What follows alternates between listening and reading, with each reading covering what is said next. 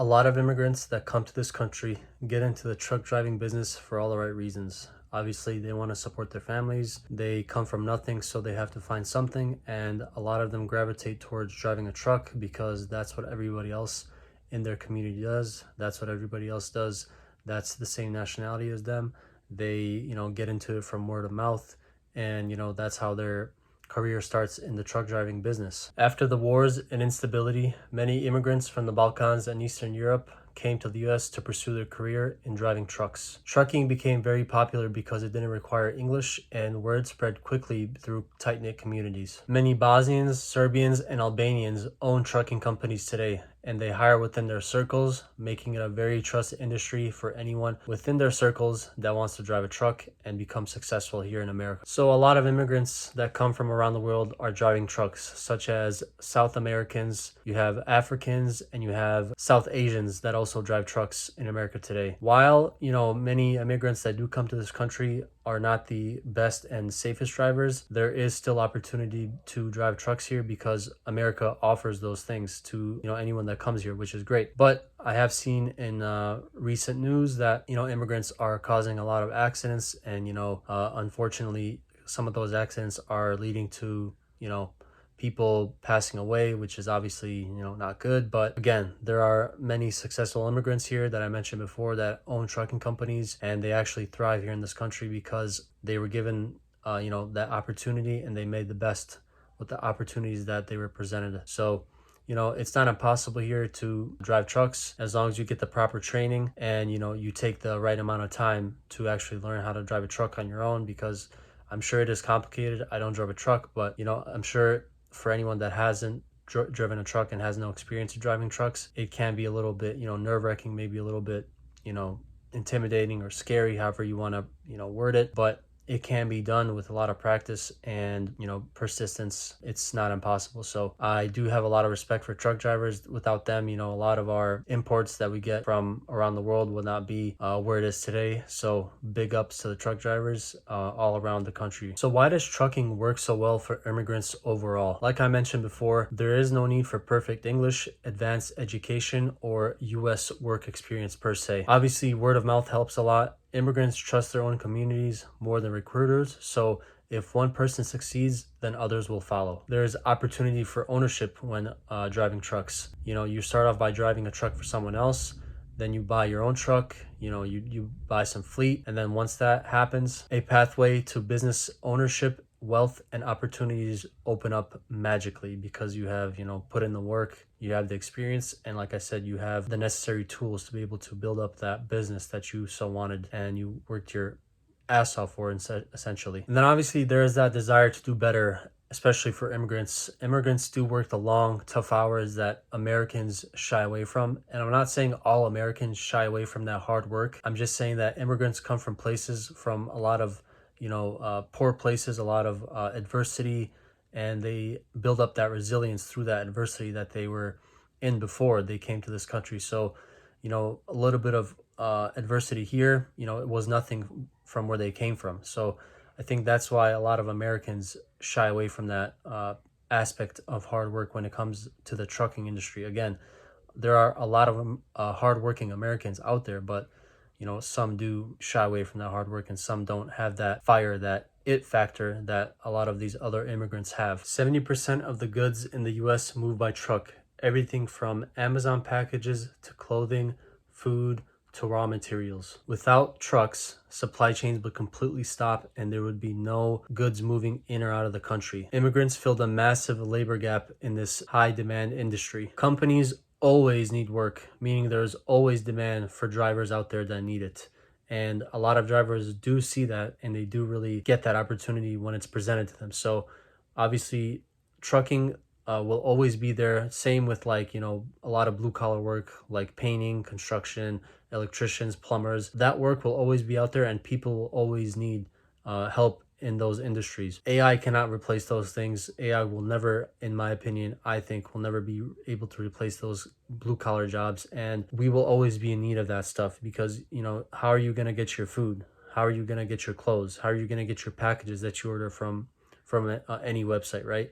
that all comes from trucks. It gets imported on the boat to the port, and then trucks pick it up, pick up the containers, and they drive those containers off to where it needs to go, to the companies, to the dock, to the doors, to the dock doors. It is all a revolving cycle that we need, and it is never going to just like wash out. It's always going to be there. There's always going to be a company out there that is willing to hire a truck driver that doesn't know English, with no education, with not a lot of work experience. All you need to know is how to drive, and you can learn that. So obviously the first requirement is the CDL, which is the commercial driver's license. It can be earned in a few months. Pay for entry-level long-haul drivers often beats warehouse or factory jobs, and that's why a lot of immigrants get into truck driving, because the money is so good there. Many immigrants first lease or buy their own truck. As owner-operators, they keep a bigger percentage of freight income compared to being company drivers. Let me give you guys an example. A driver making 60 to 70,000 working for someone else versus an owner-operator who can make $100 to $150,000, driving their own truck and finding their own loads. So my dad is a truck driver. He's been a truck driver since, I don't know, 2000, maybe 1999, and for all these years he has been doing truck driving. And he started off driving for someone else for a period of time, and eventually he would go on to buy his own truck. And when he had his own truck, he obviously worked a lot. He was able to buy more trucks. He was able to buy another truck and another truck and then another truck, and he obviously was able to open up his own company. He scaled that company up, and he was able to become successful having his own company. So I say that to say that it's possible when you're an immigrant coming from a different country to America. It is possible to build up your own company here and buy trucks. But again, you have to be persistent, and you have to know what you want, right? You have to have a strategy in mind. You have to have a plan. And obviously that comes with a lot of thinking, a lot of hard work, and a lot of ambition. Successful immigrants often reinvest by buying multiple trucks, hiring other drivers, often from their own community. They expand into fleet ownership, logistics dispatching, and brokerage, making money not just from driving trucks, but from managing freight contracts, which is huge. Some immigrant families own trucking companies with dozens or even hundreds of trucks. Spouses or relatives often help with accounting, maintenance, and other things, so money can keep circulating throughout the family and keeping costs very low. Younger generations sometimes join in, turning it into multi-generational family business. This family ecosystem accelerates wealth building compared to working individually. So why has trucking paid off for immigrants? Well, there's high demand plus low barrier for entry, meaning you can make a lot of money with no English, and you just got to be willing to drive a truck. Trucking offers a pathway to entrepreneurship, so you don't need Wall Street, advanced tech skills, or anything else. Many have leveraged trucking money into restaurants, real estate, gas stations, other businesses, diversifying their wealth overall. In some immigrant communities, trucking is seen as a stepping stone to the American dream, and I have seen it with my own eyes. So why are immigrants willing to do the long, tough hours that native-born Americans shy away from? Well, I think it's because truckers are on the road for weeks at a time.